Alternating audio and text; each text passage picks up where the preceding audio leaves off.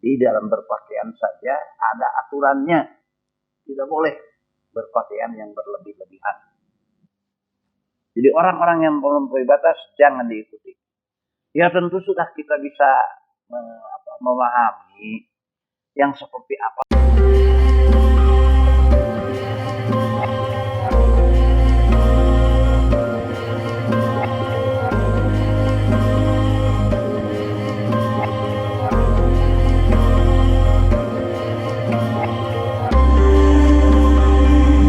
Bismillahirrahmanirrahim. Assalamualaikum warahmatullahi wabarakatuh. Alhamdulillah, alhamdulillahi allamal insan ma lam ya'lam. Billahi wa la syarika lah. Wa asyhadu anna Muhammadan abduhu wa rasuluh la nabiyya ba'da. Saudara hadirin sekalian, mari kita panjatkan syukur kehadirat Ilahi Rabbi. Alhamdulillah, malam ini kembali kita berkumpul, kembali kita bersilaturahmi untuk kembali bersama-sama kita mencoba mengkaji, membahas berbagai aspek petunjuk Allah dalam Al-Quran yang semuanya petunjuk itu harus kita pahami, sehingga memahami Al-Quran sebagai petunjuk hidup itu tidak parsial-parsial, tidak sebagian-sebagian. Al-Quran itu harus dipahami secara utuh, totalitas, sehingga tatkala kita menerangkan berbagai aspek petunjuk Allah dalam Al-Quran tentang Islam, itu kita memahami petunjuk dalam segala hal, bukan hanya petunjuk dalam masalah ibadah-ibadah makhluk saja, tapi masalah yang lain juga. Jadi di sana ada petunjuk bermasyarakat, berbangsa, bernegara, petunjuk sains, teknologi, petunjuk dalam pertanian, petunjuk di dalam peternakan, segala macam, ada komplit. Makanya disebutkan al-yauma akmaltu lakum dinakum wa atmamtu alaikum nikmati wa raditu lakumul Islam dinan. Jadi pada hari ini Islam sebagai aturan hidup itu sudah disempurnakan. Wa raditu lakumul Islam dinan. Dan aku ridho bagi kalian Islam. Din itu bukan hanya agama. Dan aku ridho engkau ya, dengan agama Islam yang engkau miliki, yang engkau anut, yang engkau yakini. Bukan hanya itu. Din itu aturan. Aku ridho Allah, aku menerima secara engkau beraturan hidup dengan aturan-aturan kami, gitulah, dengan aturan-aturan dari Al-Quran dan Sunnah. Kan Sunnah Rasul itu penjabaran. Sunnah Rasul penjabaran dari Al-Quran. Makanya Sunnah Rasul tidak ada yang bertentangan dengan Al-Quran. Beda hadis. Hadis itu cerita tentang sunnah. Bisa sahih matannya, bisa juga tidak sahih. Makanya hadis itu rupa-rupa. Ada sahih fil matan, sahih fil sanad, ada hadis ahad, mutawatir, macam-macam hadis itu.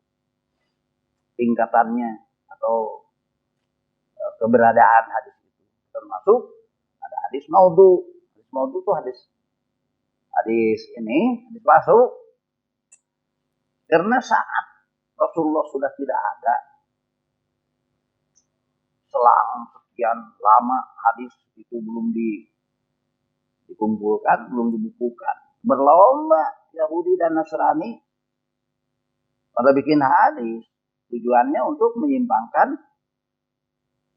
ya, ajaran Islam, untuk menyimpangkan akidah Islam. Berlomba itu Yahudi dan Nasrani. Termasuk orang-orang munafik. Orang-orang munafik juga banyak mereka bikin hadis. Untuk kepentingan kelompoknya, kelompok kepentingan dirinya. Hatta tukang dagang juga bikin hadis. supaya dagangannya laku. Nah, begitu kalau dulu Pak Sofian, supaya dagangan laku bikin hadis. Hadis dagangan dia. Nah, sampai seperti itu.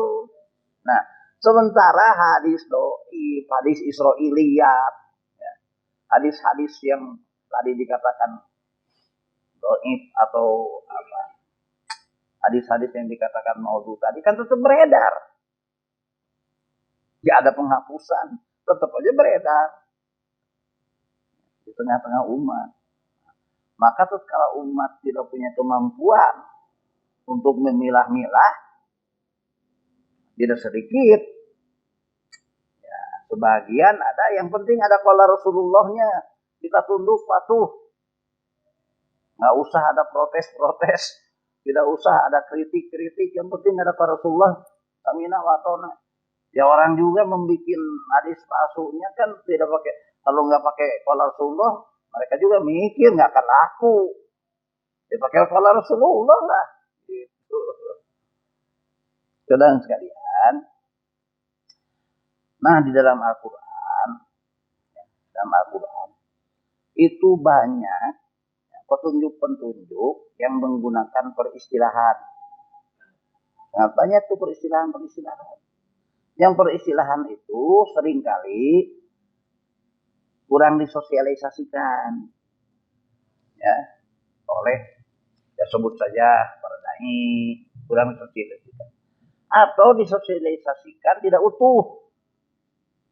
Cukup dengan mensosialisasikannya dengan satu pengertian saja, satu pemahaman. Padahal tidak sedikit, ya, di dalam istilah itu, satu istilah punya pengertian macam-macam, beberapa pengertian, bisa 4-5 pengertian, satu pengertian. Sementara yang ada ke masyarakat seringkali bisa ya hanya satu pengertian gitu. Padahal pengertian itu terhadap istilah itu banyak, ada beberapa pengertian. Saudara sekalian, salah satu contoh ada dalam Al-Quran istilah musrifin. Musrifun itu seringkali hanya disodorkan musrifin itu berlebih-lebihan, udah segitu aja. Gak salah, tapi itu baru hanya satu pengertian. Musrifin itu berlebih-lebihan. Yang disodorkan kepada umat umumnya hanya cukup satu pengertian saja. Padahal kata-kata musrifun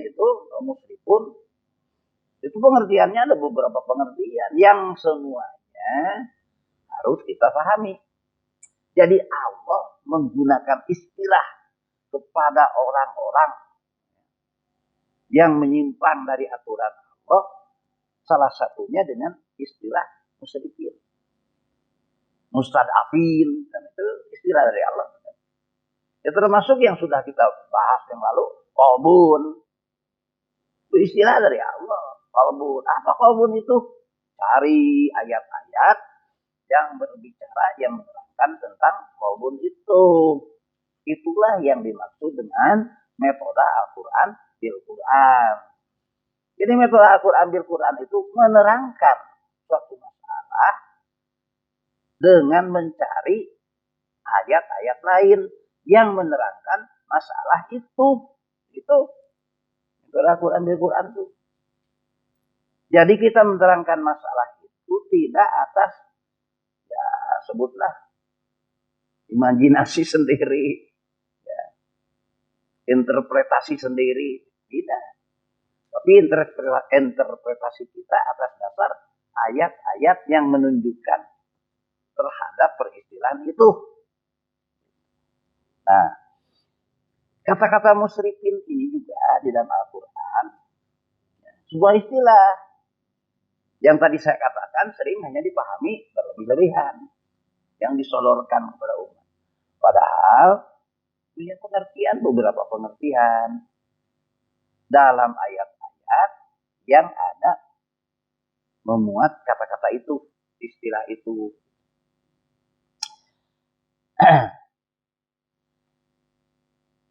Yang pertama, nah ini yang sering disodorkan ke tengah-tengah umat, yang ini nih. Seringkali ini.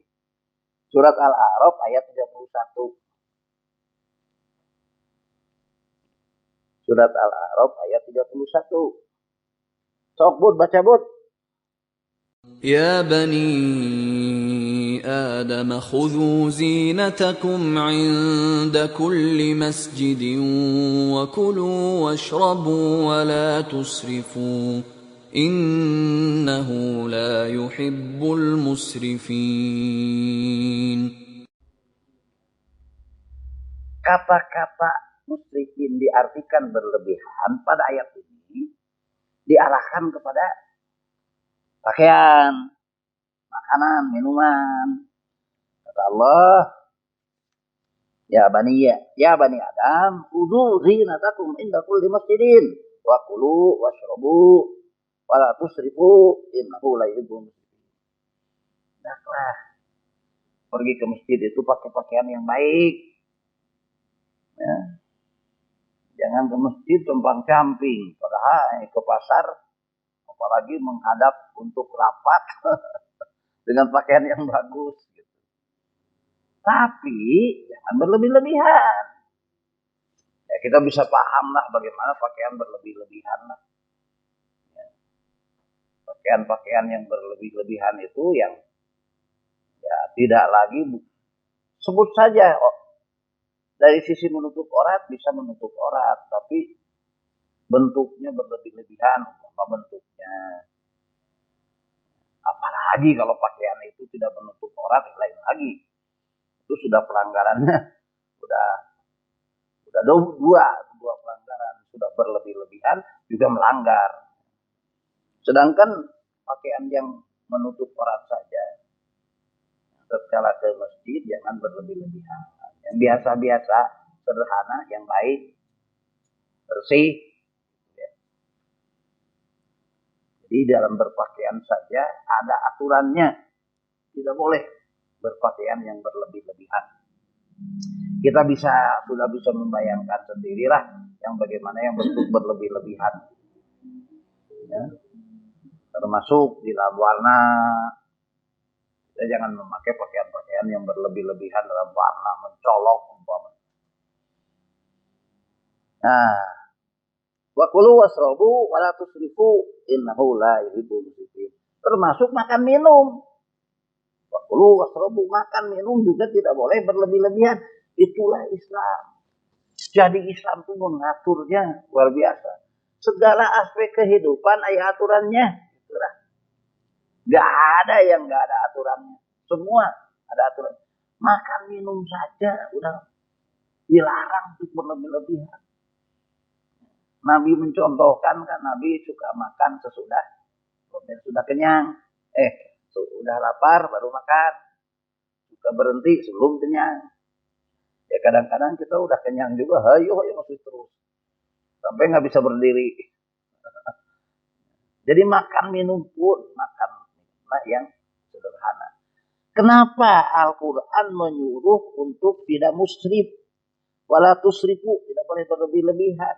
Yang namanya berlebih-lebihan pasti ada akibat. Ya, makan kalau berlebih-lebihan kan bisa bisa jadi penyakit. Bisa jadi penyakit diabetes sekarang.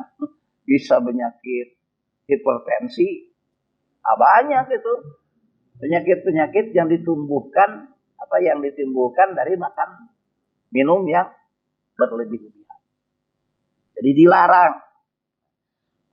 Jadi pada ayat ini ya, musrifin ini wala tusrifu tidak boleh berlebih-lebihan diarahkan kepada pakaian dan makanan. Sementara hadirin sekalian, di surat Yunus ayat 12, silakan lihat. Ayat 13 ya.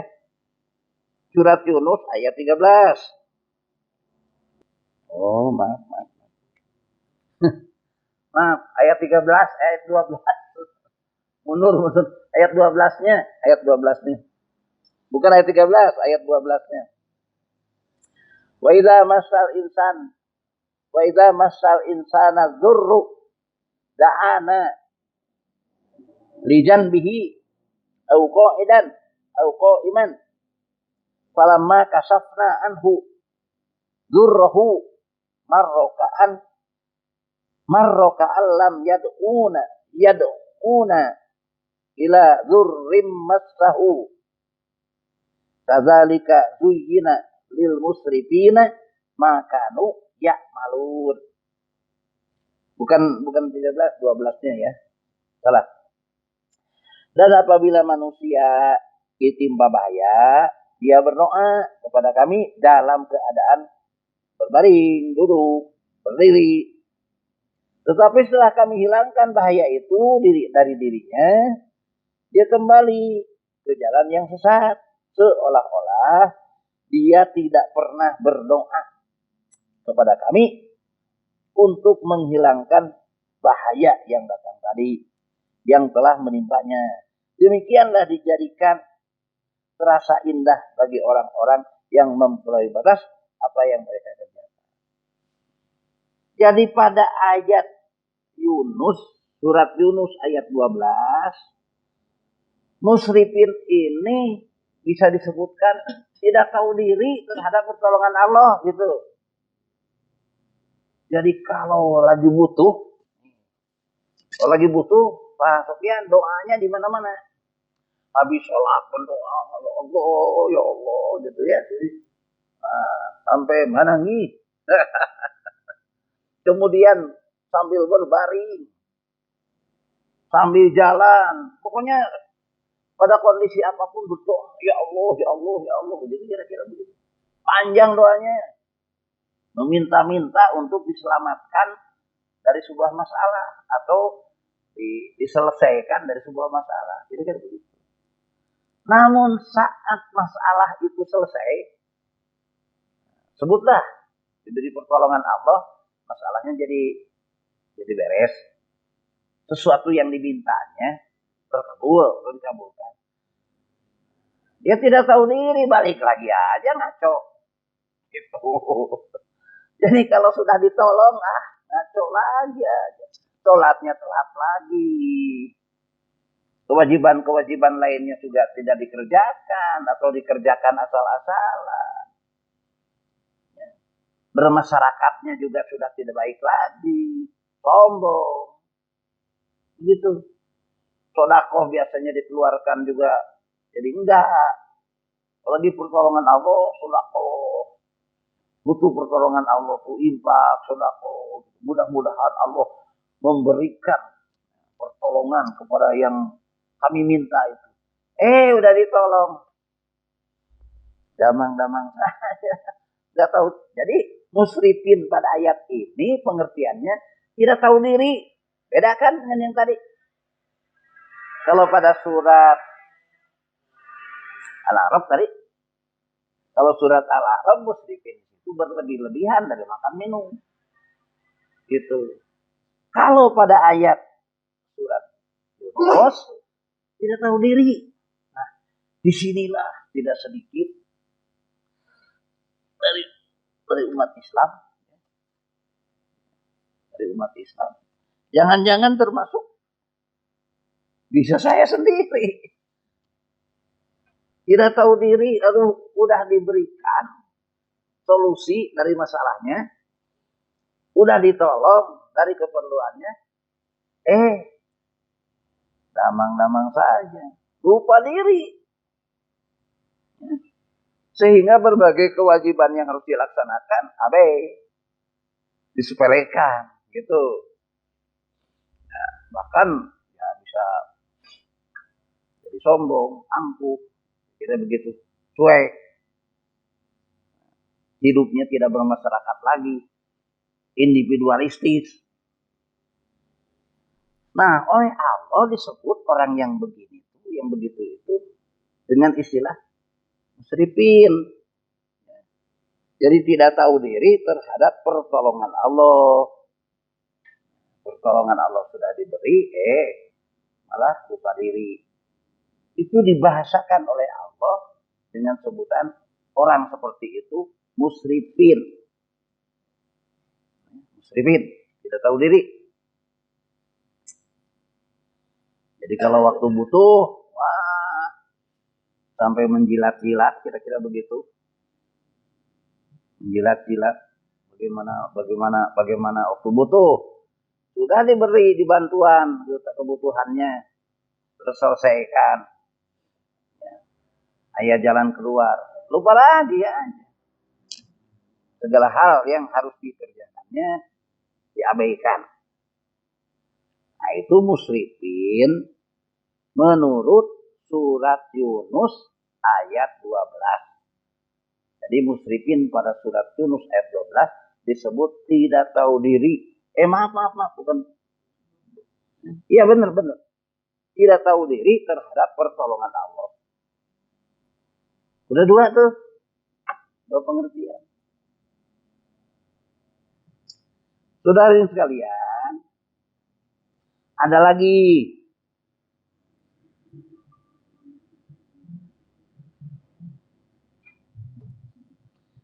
Pengertian musrifin pada surat Yunus ayat 83. Masih surat Yunus. Ada lagi musrifin menurut pengertian surat Yunus ayat 83. Jadi Allah contohkan musrifin itu begini, bagaimana. Maksudnya ayat ini disampaikan ke kita, sekarang kan sampai ke kita. Kita jangan sampai seperti itu. Emang dicontohkannya tentang masa lalu, kejadian. Pada intinya kita harus menjadi mauidhah. Kita jangan terjebak seperti itu. Silahkan dibaca surat Yunus ayat 83 ya. Pendeknya ayatnya. فما آمن لموسى إلا ذرية من قومه على خوف من فرعون وملئهم أن يفتنهم وَإِنَّ فِرْعَوْنَ لَعَالٍ فِي الْأَرْضِ وَإِنَّهُ لَمِنَ الْمُسْرِفِينَ. Nah, ini diarahkan kepada para pemangku kekuasaan. Ya. Di sini dinyatakan oleh Allah, A'udzubillahi minasyaitonir rajim, fama amana li Musa illa dzurriyyatum min qaumihi ala khaufim min fir'auna wa malaihim ayyabtinahum wa inna fir'auna la'arin fil ard wa innahu lamina musrifin. Ini diarahkan kepada Fir'aun musrifin, pemangku kekuasaan yang memegang kekuasaan. Maka tidak ada yang beriman kepada Musa selain ya keturunan dari kaumnya dalam keadaan takut bahwa Fir'aun dan para pemuka kaumnya akan menyiksa. Jadi untuk berpegang teguh kepada kebenaran, melaksanakan kebenaran itu takut oleh Fir'aun sebagai penguasa saat itu. Takut. Karena bukti saat memperlihatkan ketaatan kepada Allah dalam bentuk apapun, itu disiksa. Bahkan banyak yang dibunuh. Karena Fir'aun waktu itu juga kan memproklamirkan diri sebagai Tuhan. Sebagai Tuhan. Jadi Fir'aun dengan para pengikutnya akan menyiksa, menteror, ya, mengancam ya, orang-orang yang beriman saat itu pada Musa. Sehingga orang-orang yang beriman pada Musa saat itu, ya terpaksa sembunyi-sembunyi gitulah untuk memperlihatkan, untuk melaksanakan keimanannya. Karena takut. Nah, di sini katakan pemuka kaumnya akan menyiksa mereka. Dan sungguh Fir'aun itu benar-benar telah berbuat sewenang-wenang di bumi. dan benar-benar termasuk orang-orang yang melampaui batas. Nah, pemahaman musrifin pada ayat ini yaitu diarahkan kepada orang yang berbuat sewenang-wenang di muka bumi seperti Fir'aun. Fir'aun itu contoh, kan masa lalu kejadiannya. Tapi ayat ini berlaku sekarang dan yang akan datang. Artinya tatkala seorang pemangku kekuasaan melakukan tindakan sewenang-wenang, kalau sekarang itu melanggar undang-undang, tidak lagi menggunakan undang-undang, sewenang-wenang. Pokoknya mau sesuai dengan keinginan kami, silakan. Kalau enggak, gitu. Sehingga orang-orang di sini rakyat kan, para pengikut Nabi Musa itu rakyat, bagian dari rakyat Fir'aun. Mereka tidak lagi berani melaksanakan kebenaran, tidak lagi berani melaksanakan keimanannya secara terang-terangan. Terpaksa sembunyi-sembunyi karena takut dari para pemangku jabatan, ya Fir'aun dan para pengikutnya, pembantu-pembantunya melakukan penyiksaan. Waktu itu, ya bahasa sekarang teror lah, teror, tangkap, kira-kira begitu. Dibui, kira-kira begitulah. Jadi ayat Quran itu ya, sebagai petunjuk hidup, memberikan petunjuk dalam segala aspek kehidupan. Sehingga kehidupan yang sewenang-wenang untuk para pemangku jabatan disebut musrifin. Jadi tadi yang pertama musrifin itu diarahkan kepada berlebih-lebihan dalam makan minum, pakaian. Yang kedua musrifin diarahkan kepada tidak tahu diri terhadap pertolongan Allah, tidak tahu diri, musrifin. Sekarang musrifin diarahkan ke para pemangku jabatan, pada pemangku jabatan tatkala apabila mereka melaksanakan kebijakannya sewenang-wenang. Musrifin juga. Nah ini mohon maaf di masyarakat kan kurang disosialisasikan. Pengertian-pengertian yang beberapa pengertian cukup yang tadi aja lebih banyak, mesti berlebihan titik. Jadi musrifin itu istilah dari Allah kepada orang yang tadi. Yang ayat surat Yunus ayat 85 kepada orang para pemangku jabatan atau yang berkuasa melaksanakan kekuasaannya sewenang-wenang. Sewenang-wenang. Ya, kalau kita di luar undang-undang yang telah ada, sewenang-wenang. Nah, sekarang dilihat lagi musrifin menurut surat Al-Anbiya ayat 9.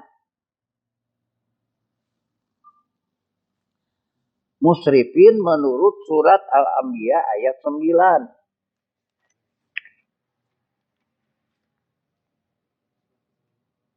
Al-Anbiya itu surat berapa? 21 ya. Ayat 9. Ini pendek sekali. Siapa yang membaca? Tolong dibaca. Surat Al-Anbiya ayat 9. Ada? Ketemu? Agak keras bacanya.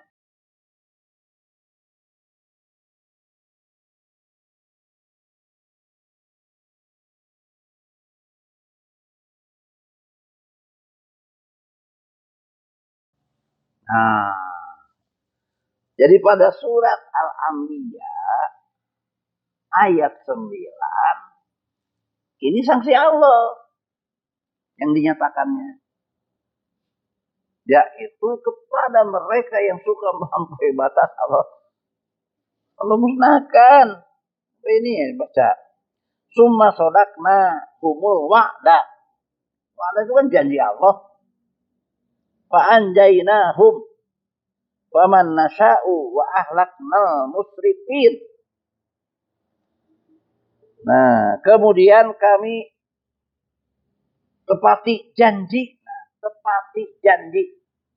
Makanya pada ayat lain, inna wa'dallahi haqqun. Yang namanya janji Allah itu hak, pasti benar, pasti ditepati. Nah, Allah tepati janji yang telah kami janjikan kepada mereka, yaitu kepada orang-orang yang musrifin tadi. Maka kami selamatkan mereka. Maka kami selamatkan mereka dan orang-orang yang kami kehendaki, dan kami binasakan orang-orang yang melampaui batas. Jadi orang-orang yang tetap istiqomah kepada Allah keimanannya itu diselamatkan. Jadi orang yang istiqomah terhadap ajaran-ajaran Allah itu diselamatkan. Sesuai dengan janji Rasul di Haji Wada. Waktu Haji Wada Rasul menyatakan, barang siapa yang berpegang teguh kepada Al-Quran dan Sunnah, maka ia akan selamat selama-lamanya, atau tidak akan tersesat selama-lamanya. Jadi selamat. Selamat ini kan macam-macam. Bisa selamat pada konteks fisik dan non-fisik. Bisa selamat pada konteks non-fisiknya. Ya akidah nih maksudnya, akidah.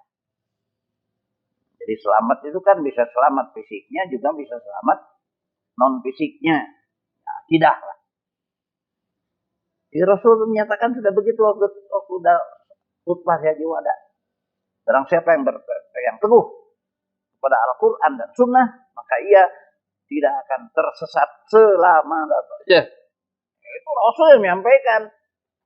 Artinya Rasul wahyu dari Allah. Nah ini dikata Allah, orang-orang yang berpegang teguh ya, kepada ajaran Allah, Allah selamatkan. Tetapi Allah janjikan pada orang-orang yang tingkah lakunya musrifin, ya, berlebih-lebihan, yang tadi itu ya, bisa tidak tahu diri, bisa sewenang-wenang, maka kami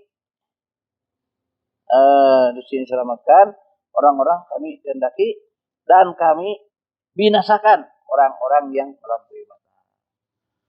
Ya kita binasakan, nggak usah harus dicari-cari bagaimana cara Allah membinasakan. Ya, kita sudah mafhum saja, kekuasaan Allah kan dengan amat mudah membinasakan. Jadi kalau sudah manusia berlebih-lebihan, melampaui batas hidupnya, sudah melampaui batas. Apalagi orang-orang mengaku beriman, tapi hidupnya sudah melampaui batas dari aturan-aturan Allah. Itu di sini Allah binasakan, Allah musnahkan. Bidunubihim, akibat dosa-dosa mereka pada ayat lain. Jadi Allah musnahkan, diganti dengan generasi yang lain. Jadi kalau tingkah laku manusia sudah melampaui batas, sewenang-wenang, Allah musnahkan. Pada ayat lain malah diganti dengan generasi lain, Pak. Gantilah. Masa dipakai aja yang begini, ganti yang lain lah. Diganti dengan generasi yang lain. Nah, saudara sekalian, jadi pada surat Al-Anbiya, musrifin ini menerangkan tentang janji Allah bahwa Allah akan membinasakan orang-orang yang hidupnya sudah melampaui batas. Melampaui batas ini melampaui batas apa? Melampaui batas dari aturan-aturan Allah. Aturan-aturan yang disampaikan oleh Rasulnya. Melampaui batas. Sewenang-wenang. Jadi musrifin di sini pengertiannya, musrifin di sini menerangkan janji Allah akan memusnahkan orang-orang yang hidupnya sudah melampaui batas seperti telah terjadi kepada kaum-kaum terdahulu. Pada ayat-ayat lain kan banyak. Kaum-kaum terdahulu dimusnahkan tuh yang sudah melampaui batas. Saudara sekalian,